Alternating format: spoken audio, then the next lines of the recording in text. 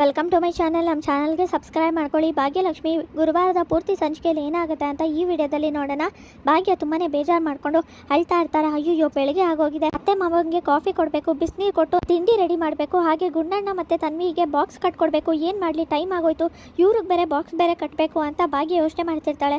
ಓ, ನನ್ನ ಮನೇಲಿಲ್ಲ ಅಲ್ವಾ, ನಾನು ಹೊರಗಡೆ ಇದ್ದೀನಲ್ವಾ, ಇಷ್ಟೆಲ್ಲ ಮಾಡಿದ್ರು ಕೂಡ ನಾನು ಯಾಕೆ ಅವ್ರಿಗೆ ಇಷ್ಟ ಆಗಲಿಲ್ಲ, ಆದರೆ ಇಷ್ಟೆಲ್ಲ ಮಾಡಿದ್ರು ಕೂಡ ಆ ಶ್ರೇಷ್ಠ ಇಷ್ಟ ಆಗಿತ್ತು, ನಾನಂತೂ ಇಷ್ಟ ಆಗಲಿಲ್ಲ ಅಂತ ಭಾಗ್ಯ ಅಳ್ತಾ ಇರ್ತಾಳೆ. ನನ್ನ ಜೀವನದಲ್ಲಿ ಎಲ್ಲರೂ ಯಾಕೆ ಈ ಥರ ಮಾಡಿದ್ರು, ಎಲ್ಲರೂ ನನಗೆ ಯಾಕೆ ಸುಳ್ಳು ಹೇಳಿದ್ರು, ಪ್ರತಿದಿನ ಪ್ರತಿ ಕ್ಷಣ ಎದ್ದು ಅವ್ರಿಗೋಸ್ಕರನೇ ದುಡಿತಿದ್ದಂಥ ಜೀವ ನಂದು, ಅವ್ರಿಗೋಸ್ಕರನೇ ಎಲ್ಲದನ್ನು ಯೋಚನೆ ಮಾಡ್ತಿದ್ದೆ, ಆದರೂ ಕೂಡ ನನ್ನ ಬಿಟ್ಟು ಹೋಗೋಂಥ ಮನ್ಸು ಯಾಕೆ ಮಾಡಿದ್ರು, ಅವರು ಯಾಕೆ ಹೀಗೆ ಮಾಡಿದ್ರು ಅಂತ ಭಾಗ್ಯ ಅಳ್ತಾ ಇರ್ತಾಳೆ. ಆ ದೇವರು ಕೂಡ ನನಗೆ ಉತ್ತರ ಕೊಡಲಿಲ್ಲ, ನನ್ನ ಮನೆಯಿಂದ ಹೊರಗಡೆ ಹೋಗಿದ್ದೀನಿ, ಮನೆಗೆ ಹೋಗ್ಬೇಕಲ್ವಾ, ಎಲ್ಲರೂ ವಿಚಾರಿಸ್ಕೋಬೇಕು ಹೇಗಿದ್ದಾರೆ ಅಂತ, ನಾನು ಮೋಸ ಮಾಡಿರೋರನ್ನ ಪ್ರಶ್ನೆ ಮಾಡಬೇಕು ಅಂತ ಭಾಗ್ಯ ಹೋಗ್ತಾ ಇರ್ತಾಳೆ. ಹಾಗೆ ಇಲ್ಲಿ ತಾಂಡವ್ ಮಲಗಿರ್ತಾನೆ. ಆಗ ಸಹನಾ ಮತ್ತು ಹೋಟೆಲ್ ಅವರೆಲ್ಲ ಬಂದಿರ್ತಾರೆ.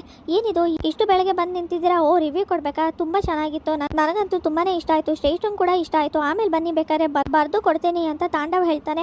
ಇನ್ನೂ ಯಾಕೆ ಸುಮ್ಮನೆ ನಿಂತಿದ್ದೀರಾ, ಓ ಶ್ರೇಷ್ಠನೂ ಹೇಳಬೇಕಾ, ಸರಿ ಆಯಿತು ಈಗಲೇ ಕೊಡ್ತೀವಿ ರೀ, ಶ್ರೇಷ್ಠ ಎದ್ದೇಳು, ಶ್ರೇಷ್ಠ ಅವ್ರಿಗೇನೋ ರಿವ್ಯೂ ಕೊಡಬೇಕಂತೆ, ಶ್ರೇಷ್ಠ ಎದ್ದೇಳು ಅಂತ ಹೇಳಿದಾಗ ಎದ್ದಿದ ತಕ್ಷಣ ಓ ರಿವ್ಯೂ ಕೇಳಕ್ಕೆ ಬಂದಿದ್ದೀರಾ ಇಷ್ಟು ಬೆಳಗ್ಗೆ, ಸರಿ ಆಯಿತು ಕೊಡ್ತೀನಿ ಬಿಡಿ, ನನಗಂತೂ ಹೋಟೆಲ್ ಅಂತೂ ತುಂಬಾ ಇಷ್ಟ ಆಯಿತು, ಹಾಗೆ ಜಾಗ ಕೂಡ ತುಂಬಾ ಚೆನ್ನಾಗಿದೆ, ಬ್ಯೂಟಿಫುಲ್ ಆಗಿದೆ, ಈ ಥರ ಪ್ಲೇಸು ಎಲ್ಲೂ ಸಿಗಲ್ಲ ಅನಿಸುತ್ತೆ ಇತ್ತೀಚೆಗೆ, ಹಾಗೆಯೇ ಈ ಊಟ ಡಿನ್ನರ್ ಎಲ್ಲನೂ ತುಂಬಾ ಚೆನ್ನಾಗಿತ್ತು, ಡೆಕೋರೇಷನ್ ಎಲ್ಲ, ಆದರೆ ಒಂದು ಮಾತ್ರ ನಿಮ್ಮ ಹೋಟೆಲಲ್ಲಿ ಇಷ್ಟ ಆಗಲಿಲ್ಲ, ತುಂಬಾ ಕೋಪ ಬಂತು, ಇವಳು ಇದ್ದಾಳಲ್ಲ ಈ ಸಹನ, ಇವಳು ಎಷ್ಟು ಓವರಾಗಿ ಮಾತಾಡ್ತಾಳೆ ಗೊತ್ತಾ, ದುರಾಂಕಾರ ತುಂಬ ಇದೆ, ಗೆಸ್ಟ್ ಬಂದವ್ರಿಗೆ ಹೇಗೆ ಮರ್ಯಾದೆ ಕೊಡಬೇಕು, ಗೌರವ ಕೊಡಬೇಕು ಅಂತ ಗೊತ್ತೇ ಇಲ್ಲ, ನಾವೇನೇ ಕೇಳಿದ್ರು ಅದ್ರ ವಿರುದ್ಧವಾಗಿ ಮಾತಾಡ್ತಿರ್ಲು, ಇವಳಂತೂ ಇಷ್ಟನೇ ಆಗಲಿಲ್ಲ ನಮಗೆ, ಅದು ಬಿಟ್ಟರೆ ಎಲ್ಲನೂ ಇಷ್ಟ ಆಯಿತು ಅಂತ ಶ್ರೇಷ್ಠ ಹೇಳ್ತಾಳೆ. ಮತ್ತೆ ಯಾಕೆ ಹೀಗೆ ನೋಡ್ತಾ ನಿಂತಿದ್ದೀರಾ, ಏನಾಯ್ತು, ಎಲ್ಲನೂ ಹೇಳಾಯ್ತಲ್ಲ, ಇನ್ನೇನು ಹೇಳಬೇಕು ಅಂತ ಶ್ರೇಷ್ಠ ಹೇಳಿದಾಗ ಓ ಇನ್ನೂ ಏನಾದ್ರು ಬಾಕಿ ಇದೆಯಾ, ನೀವು ಹೇಳ್ದಾಗ ಏನಾದ್ರು ಹೇಳಬೇಕಾ ಅಥವಾ ಬರೀಬೇಕಾ, ವಿಡಿಯೋ ಮಾಡಬೇಕಾ ಅಂತ ಶ್ರೇಷ್ಠ ಕೇಳ್ತಿರ್ತಾಳೆ. ಇವಳು ಹಾಗೆ ಸ್ವಲ್ಪ ಹಾಗೆ ಆಡ್ತಾಳೆ, ದುರಾಂಕಾರದಿಂದ ಆಡೋದು, ತುಂಬಾ ಕೊಬ್ಬಿಂದ ಮಾತಾಡ್ತಾಳೆ, ನಿನ್ನೆಯಿಂದ ನಾನು ನೋಡ್ತಾ ಇದ್ದೀನಿ ಅಂತ ಸಹನ ಹೇಳ್ತಾಳೆ.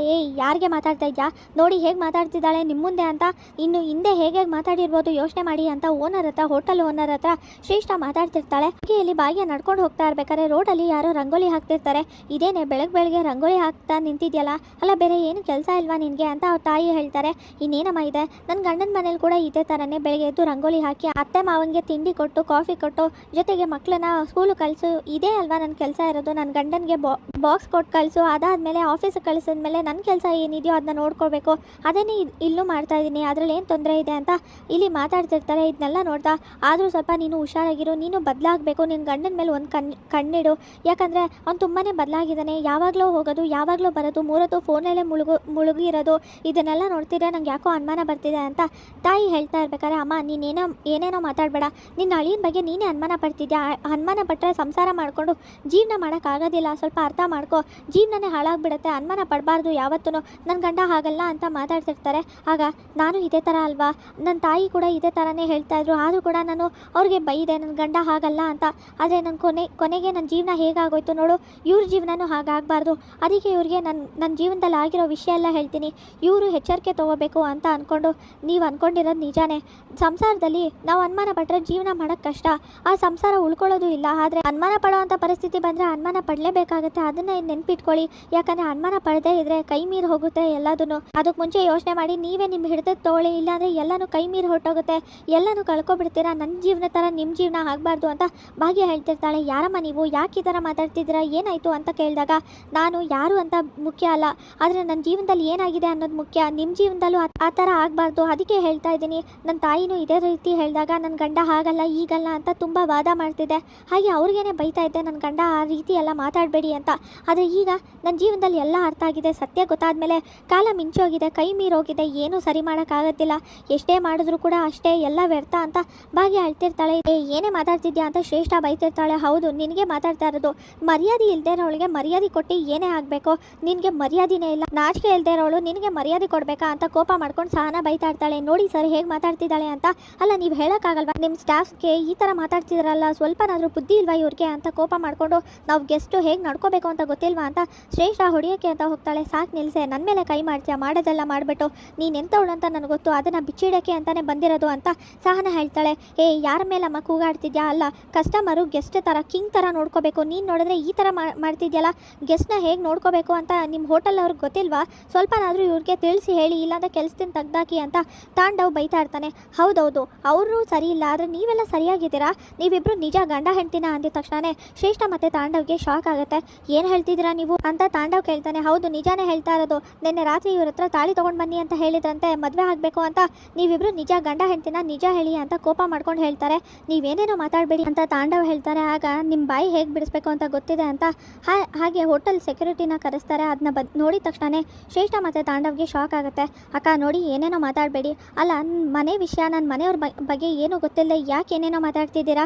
ಈ ಥರ ಎಲ್ಲ ಮಾತಾಡಿದ್ರೆ ಯಾರೋ ಬಂದು ನನಗೆ ಇಷ್ಟ ಆಗೋದಿಲ್ಲ ಅಂತ ಮಾತಾಡ್ತಿರ್ತಾರೆ. ನೋಡಿ, ನಾನು ಯಾರೂ ಅಲ್ಲ, ಈಗ ತಾನೇ ಹೇಳಿದ್ರಲ್ಲ ಅಕ್ಕ ಅಂತ, ಅದಕ್ಕೆ ಹೇಳ್ತಾ ಇದ್ದೀನಿ. ನಿಮ್ಮ ಸಂಸಾರದ ಬಗ್ಗೆ ನಾನು ಕಾಳಜಿ ವಹಿಸಿ ಹೇಳ್ತಾ ಇರೋದು. ನಾನು ನಿಮ್ಮ ಥರನೇ ಬೆಳಗ್ಗೆ ಎದ್ದ ತಕ್ಷಣ ಗಂಡ ಮನೆ ಮಕ್ಕಳು ಇಷ್ಟೇ ನನ್ನ ಜೀವನ. ಬೆಳಗ್ಗೆ ಎದ್ದ ತಕ್ಷಣ ನಿಮ್ಮ ಥರನೇ ರಂಗೋಲಿ ಹಾಕ್ತಿದ್ದೆ, ತಿಂಡಿ ಮಾಡಿಕೊಡ್ತಿದ್ದೆ, ಅತ್ತೆ ಮಾವನಿಗೆ ಕಾಫಿ ಕೊಟ್ಟು ಮಾತ್ರೆ ಕೊಟ್ಟು ಜೊತೆಗೆ ಮಕ್ಕಳನ್ನ ಸ್ಕೂಲಿಗೆ ಕಳಿಸ್ತಿದ್ದೆ. ಇದೇ ನನ್ನ ಪ್ರಪಂಚ ಆಗಿತ್ತು, ಬೇರೆ ಏನೂ ಇಲ್ಲ. ಆದರೆ ಇಷ್ಟೆಲ್ಲ ಮಾಡಿದ್ರು ಕೂಡ ನನಗೆ ಏನೂ ಸಿಗಲಿಲ್ಲ. ನನಗೆ ಯಾವ ಗೌರವನೂ ಸಿಗಲಿಲ್ಲ, ಹೆಂಡತಿ ಅನ್ನೋ ಸ್ಥಾನನೂ ಸಿಗಲಿಲ್ಲ, ಪ್ರೀತಿನೂ ಸಿಗಲಿಲ್ಲ. ಕೊನೆಗೊಂದಿನ ಎಲ್ಲನೂ ಕೈ ಮೀರಿ ಹೊರಟೋಗಿತ್ತು, ಯಾವುದನ್ನು ಸರಿ ಮಾಡೋಕ್ಕಾಗಲಿಲ್ಲ. ಸತ್ಯ ಗೊತ್ತಾಗೋ ಅಷ್ಟರಲ್ಲಿ ನನ್ನ ಕೈ ಮೀರಿ ಎಲ್ಲನೂ ಹೊರಟೋಗಿತ್ತು. ಈಗ ಏನು ಮಾಡೋ ಪರಿಸ್ಥಿತಿಲೂ ಇಲ್ಲ ನಾನು. ಸತ್ಯ ಗೊತ್ತಾದ ಮೇಲೆ ನನ್ನ ಜೀವನೇ ಹೋದಾಗ ಆಗ್ತಿದೆ ಅಂತ ಭಾಗ್ಯ ಹೇಳ್ತಾಳೆ. ಏನು ಮಾತಾಡ್ತಿದ್ದೀರಾ ನೀವು? ಒಂದು ಅರ್ಥ ಆಗ್ತಿಲ್ಲ, ಏನಾಗಿದೆ ಅಂಥದ್ದು ನಿಮ್ಮ ಜೀವನದಲ್ಲಿ ಅಂದಾಗ, ನನ್ನ ಗಂಡ ನನ್ನ ಬಿಟ್ಟು ಹೋದ್ರು, ನನ್ನ ಪ್ರೀತಿ ನನ್ನಿಂದ ಬಿಟ್ಟು ಹೋಯಿತು, ನಾನು ನಂಬಿದಂಥ ನನ್ನ ಜೀವನನೇ ಬಿಟ್ಟೋದ್ಮೇಲೆ ನಾನು ಇನ್ನೇನು ಮಾಡಬೇಕು ಅಂತ ಭಾಗ್ಯ ಹೇಳ್ತಾ ಇರ್ತಾಳೆ. ಅದನ್ನೆಲ್ಲ ನೋಡಿ ಪಾಪ ಯಾರೋ ಏನೋ ತುಂಬಾ ಬೇಜಾರಲ್ಲಿದ್ದಾರೆ ಅನ್ಸುತ್ತೆ, ಯಾರೋ ಮೋಸ ಮಾಡಿದ್ದಾರೆ ಅನ್ಸುತ್ತೆ, ಅವ್ರ ಗಂಡ ಈ ಥರ ಮಾಡಬಾರ್ದಾಗಿತ್ತು, ಪಾಪ ಆ ಹುಡುಗಿ ಎಷ್ಟೆಲ್ಲ ನಂಬಿಕೆ ಇಟ್ಟಿತ್ತೋ ಏನೋ ಅಂತ ಮಾತಾಡ್ಕೊತಿರ್ತಾರೆ. ನೀನು ಸ್ವಲ್ಪ ಹುಷಾರಾಗಿರು, ಅದಕ್ಕೆ ಹೇಳಿದ್ದು ಅಂತ ಮಾತಾಡ್ತಿರ್ತಾರೆ. ಏನು ಇವ್ರನ್ನೆಲ್ಲ ಕರೆಸಿದ ತಕ್ಷಣ ಸೆಕ್ಯೂರಿಟಿನ ನಾನು ಹೆದರ್ಕೋತೀನಿ ಅಂತ ಅನ್ಕೊಂಡಿದ್ದೀರಾ? ಏನು ಮಾಡಬೇಕು ಅನ್ಕೊಂಡಿದ್ದೀರಾ? ಇದಕ್ಕೆಲ್ಲ ನಾನು ಹೆದರ್ಕೊಳ್ಳಲ್ಲ, ಸುಮ್ಮನೆ ಏನೇನೋ ಮಾತಾಡಬೇಡಿ, ನಾವು ಮದುವೆನೇ ಆಗಿರೋದು ಅಂತ ಕೋಪ ಮಾಡಿಕೊಂಡು ಶ್ರೇಷ್ಠ ಹೇಳ್ತಾಳೆ. ಓ ಹೌದಾ, ಹಾಗಾದರೆ ನೀವಿಬ್ರು ಮದುವೆ ಆಗಿದ್ರೆ ಮತ್ತೆ ಯಾಕೆ ತಾಳಿ ತೊಗೊಂಡು ಬನ್ನಿ ಅಂತ ಇವ್ರಿಗೆ ಹೇಳಿದ್ರಿ? ತಾಳಿ ಯಾಕೆ ಬೇಕಾಗಿತ್ತು ಮದುವೆ ಆಗಿದ್ರೆ ಅಂತ ಹೋಟೆಲ್ ಓನರ್ ಕೇಳ್ತಾರೆ. ಅದು ಯಾಕೆ ಅಂದರೆ ಇಷ್ಟೆಲ್ಲ ಚೆನ್ನಾಗಿರೋ ಅರೇಂಜ್ಮೆಂಟ್ ಮಾಡಿದ್ದೀರಾ, ಈ ಡೇ ಸ್ವಲ್ಪ ಇನ್ನೂ ನೆನಪಿರಲಿ ಅಂತ ಅಂದ್ಬಿಟ್ಟು ಈಗ ತಾಳಿ ಕಟ್ಟಿದ್ರೆ ಅದು ನೆನಪಿರುತ್ತೆ ಯಾವಾಗಲೂ ಅಂತ ತಾಳಿ ಕಟ್ಟೋಣ ಅಂತ ಅಂದ್ಕೊಂಡ್ವಿ. ನಮ್ಮ ಹಳೆ ನೆನಪುಗಳು, ಮದುವೆ ಆಗಿದ್ದ ಕ್ಷಣನೆಲ್ಲ ನೆನಪು ಮಾಡ್ಕೋತಿದ್ವಿ ಅಷ್ಟೇ, ಅದು ಬಿಟ್ಟರೆ ಏನೂ ಇಲ್ಲ. ನಿಮ್ಗೇನು ಉತ್ತರ ಬೇಕು ತಾನೇ? ನಾವಿಬ್ಬರು ಮದುವೆ ಆಗಿದ್ದೀವಿ, ನಾವಿಬ್ಬರು ಗಂಡ ಹೆಂಡ್ತೀನಿ ಅಂತ ಮಾತಾಡ್ತಿರ್ತಾರೆ. ಇಲ್ಲ ಸುಳ್ಳು, ಇವರು ಈಗಾಗಲೇ ಮದುವೆ ಆಗಿದ್ದಾರೆ ಅಂತ ಹೋಟೆಲ್ ಸ್ಟಾಫ್ಸ್ ಎಲ್ಲರೂ ಹೇಳಿದ ತಕ್ಷಣ ತಾಂಡವ್ಗೆ ಟೆನ್ಷನ್ ಆಗುತ್ತೆ.